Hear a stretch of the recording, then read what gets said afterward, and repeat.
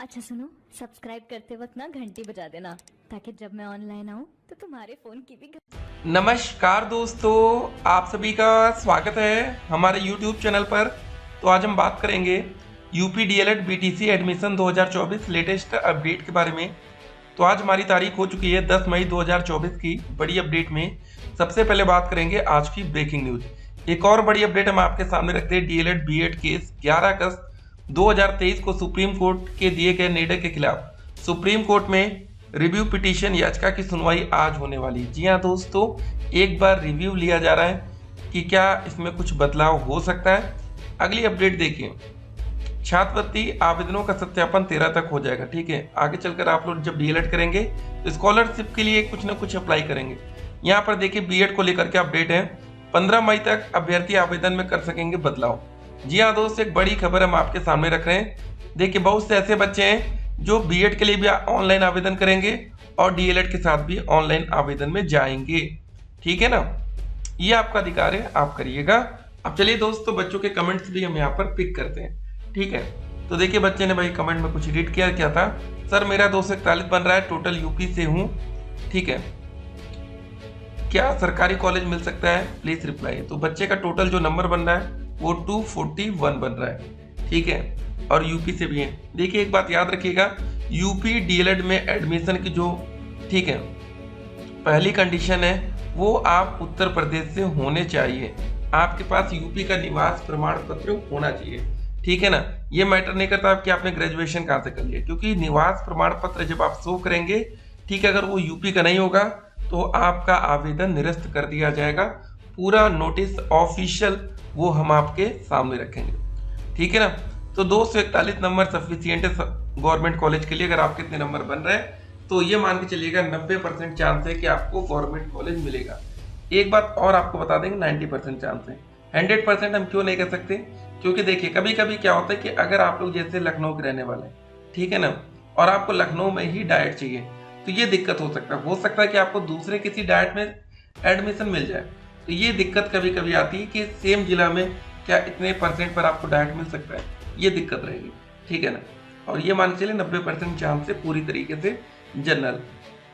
ठीक है, और अगर आपका ईडब्ल्यूएस सर्टिफिकेट बन सकता है तो आप ये बनवा लीजिएगा और बेहतर रहेगा।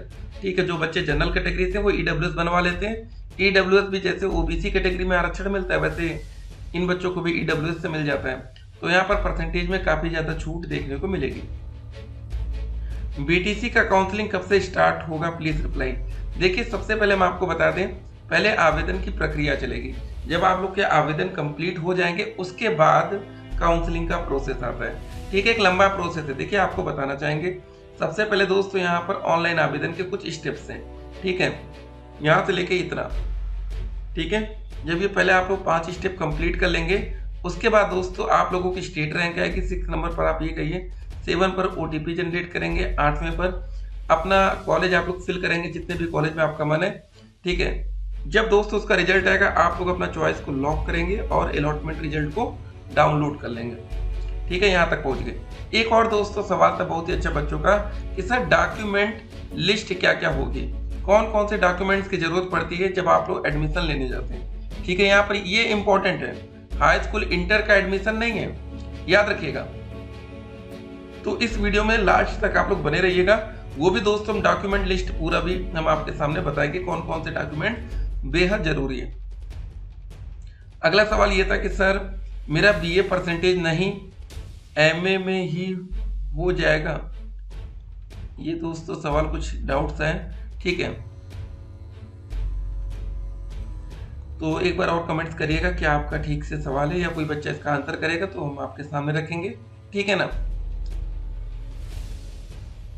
तो चलिए देखते हैं अगला सवाल। यहाँ पर देखते हैं हम लोग अब, सर मेरा बीएससी ग्रेजुएशन में लास्ट ईयर मैंने केमिस्ट्री जियोलॉजी सब्जेक्ट है, तो क्या मेरा सब्जेक्ट कॉम्बिनेशन नहीं बन रहा है टीजीटी के लिए।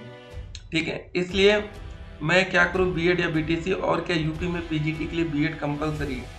देखिए एक बात आप लोग समझ लीजिए, पहले जितने बच्चों के मन में ये डाउट रहता है कि बीटीसी या बीएड, चलिए ये हम पहले क्लियर करते हैं। बहुत ज्यादा बच्चों के मन में रहता है डीईएलईडी, डीएलएड या बीटीसी आपका एक ही कोर्स है। ठीक है ना, एक ही नाम है, बस थोड़ा सा कंफ्यूजन रहता है, और एक तरफ बीएड है हमारा।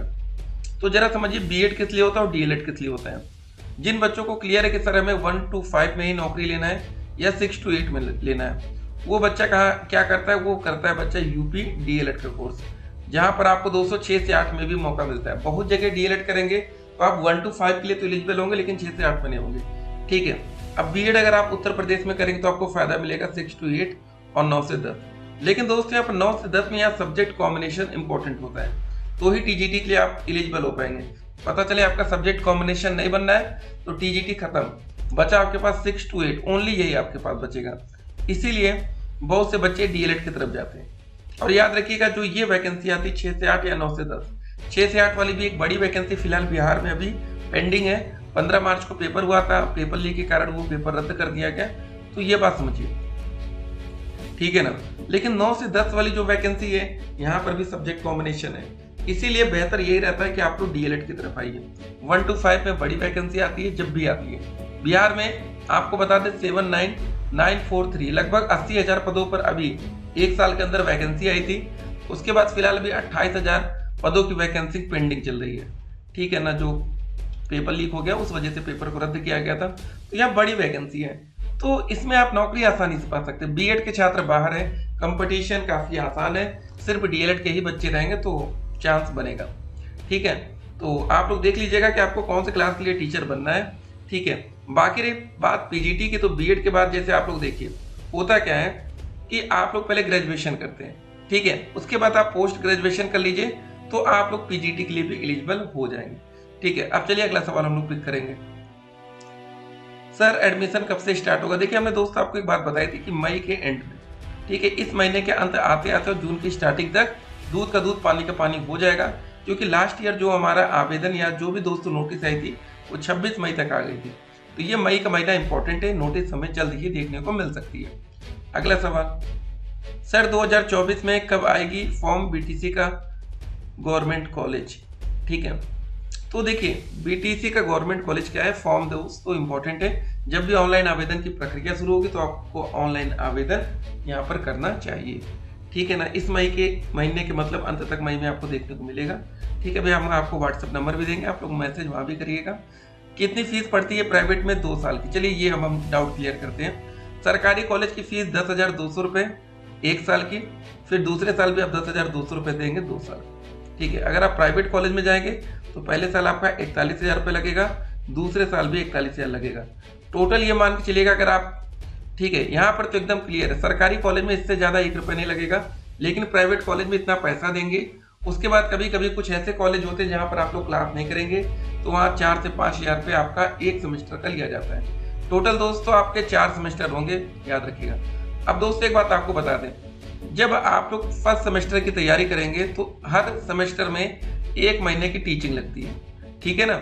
जब आप लोग पहले सेमेस्टर की तैयारी करते हैं तो 1 to 5 में आप टीचिंग करेंगे, दूसरे सेमेस्टर में भी 1 to 5, तीसरे में भी 1 to 5। लेकिन जो हमारा 4th सेमेस्टर आता है जब आपकी टीचिंग लगेगी यहाँ 6 to 8, ठीक है। तो आप समझिए आपको मौका कैसे मिलता है, ठीक है ना, ये पूरा प्रोसेस है।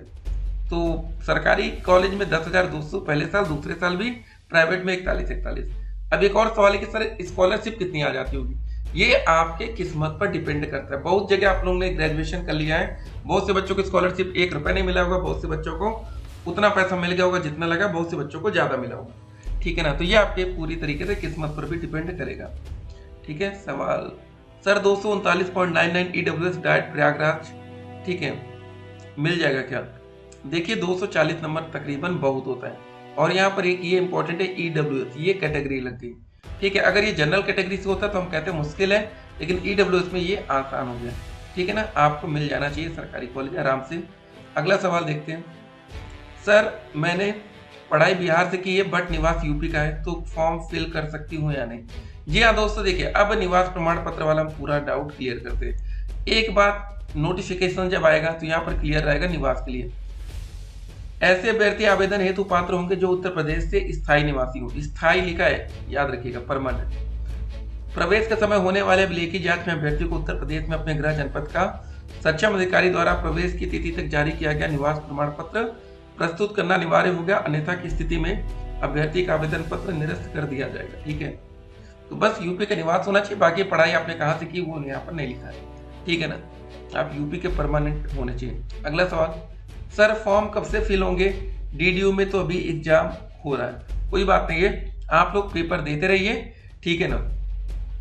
मई के लास्ट या जून तक आपका आवेदन आ जाएगा। लेकिन याद रखिएगा, जब आवेदन होता है तो सबसे पहले आपको जो नंबर मांगा जाता है पार्ट 1 में ही, ठीक है, वो दोस्तों ग्रेजुएशन का मांगा जाता है। तो ग्रेजुएशन का रिजल्ट आना बेहद जरूरी होता है, ये बात याद ध्यान रखना। हम लोगों का अभी एग्जाम नहीं हुआ है, ठीक है, सही बात है, बहुत से बच्चों का भी एग्जाम नहीं हुआ होगा, कोई दिक्कत नहीं है, एग्जाम हो जाने दीजिए। और लास्ट ईयर दोस्तों जो आवेदन का प्रोसेस चला था बहुत लंबा चल गया था। 2 जून से आवेदन शुरू हुआ था, 31 अगस्त, मतलब जून भर आवेदन लिया गया, जुलाई भर लिया गया, अगस्त, 3 महीने आपका आवेदन का प्रोसेस चल गया था। तो इस बार ऐसा नहीं होगा, क्योंकि पिछली बार सुप्रीम कोर्ट का फैसला भी था, इसलिए थोड़ा ज्यादा समय मिला, ठीक है। अगला सवाल देखते हैं हम लोग। उम्मीद करते हैं कि एक बच्चों का यहाँ पर डाउट क्लियर हो रहा होगा। हम लोगों का एग्जाम चलिए दोस्तों हो जाएगा, कोई दिक्कत नहीं, ठीक है। क्या एनईपी 2020 वाले 2024 में एडमिशन ले सकते हैं? ठीक है, अभी एग्जाम नहीं हुआ दोस्तों, देखिए नहीं का 2 सवाल था, तो एग्जाम वाली बात है, तो एग्जाम होगा उसके बाद ही प्रोसेस होगा। सर मेरा 214 नंबर है, क्या मुझे डाइट मिल सकता है ओबीसी कैटेगरी? अब देखिए आपको बता दें, ओबीसी कैटेगरी में 214 नंबर पर डाइट मिलना बहुत मुश्किल है, बहुत मुश्किल है। मान के चलिए खाली आपका 30 से 40% चांस है, मतलब ना के बराबर चांस है कि आपको सरकारी कॉलेज मिलेगा, क्योंकि दोस्तों यहाँ ओबीसी कैटेगरी है। इसके जगह कैटेगरी एससी या एसटी बनती तो एक बार हम कह सकते हैं थोड़ा बहुत चांस है, ठीक है। एसटी में चांस काफी ज्यादा हो जाता है, लेकिन एससी में भी थोड़ा मुश्किल है, 220 से कम में तो मुश्किल हो जाता है। अब देखिए कंपटीशन बहुत टफ है। आप लोग कहेंगे सर जी आप कैसे बोले, इतना नंबर तो बहुत होता है, ठीक है।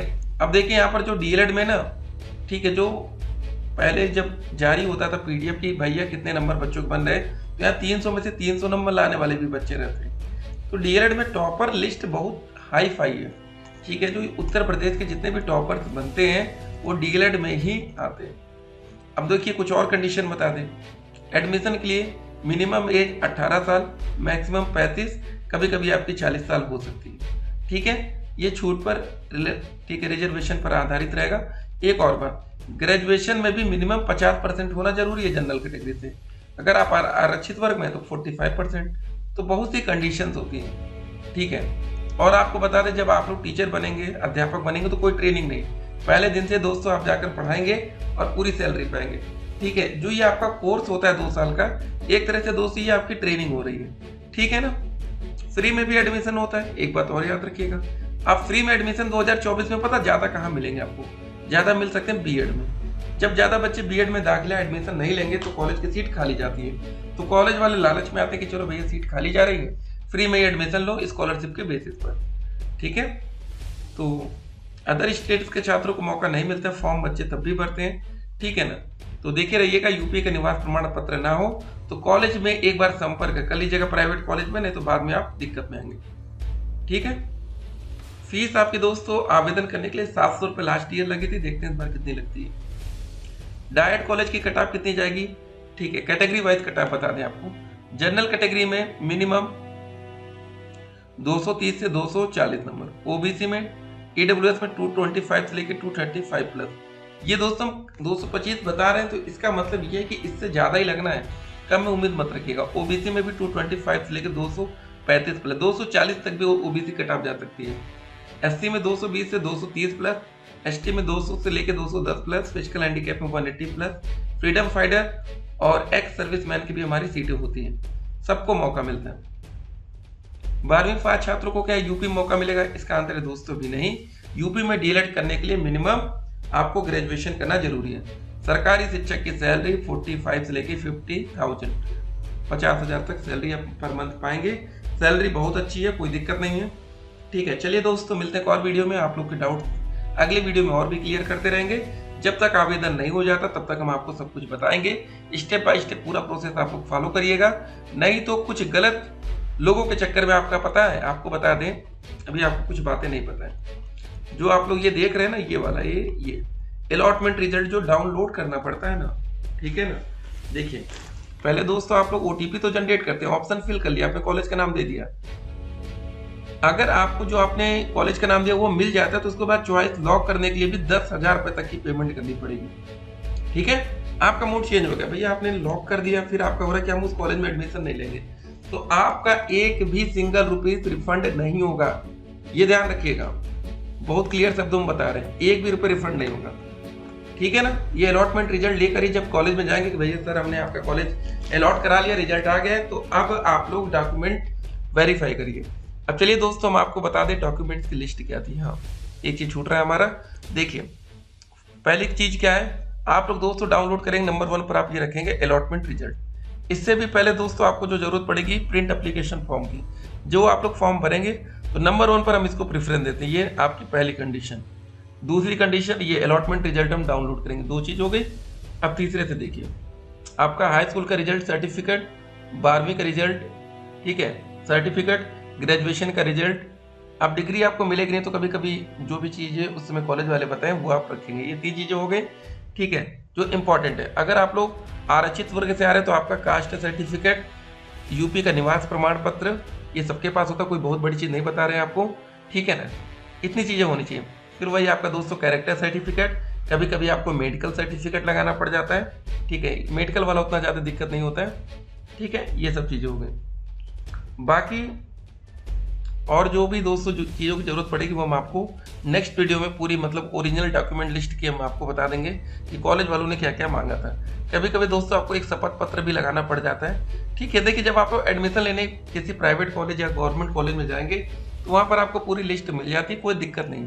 तो आप लोग कमेंट करिएगा कि आपको और क्या चीज़ें जानना है। मिलते एक और वीडियो में। हाँ, व्हाट्सएप नंबर क्या था हमारा, 8738079216 8738079216। अब व्हाट्सएप पर मैसेज करेंगे, जो भी जरूरत होगी वो हम आपको बताएंगे, ठीक है। तो चलिए, हाँ एक बार और, जब आप लोग मैसेज क्या करिए तो आप लोग ये बताया करिए कि सर हम उत्तर प्रदेश के इस सिटी से बात करें, अपना ठीक, अपने जिले का नाम और अपना खुद का नाम बता दिया करिए, ठीक है। ये ठीक रहता है, फिर पता तो चलता है कि बच्चा कहाँ कहाँ से जुड़ रहा है हमारे साथ। चलिए फिर मिलते हैं।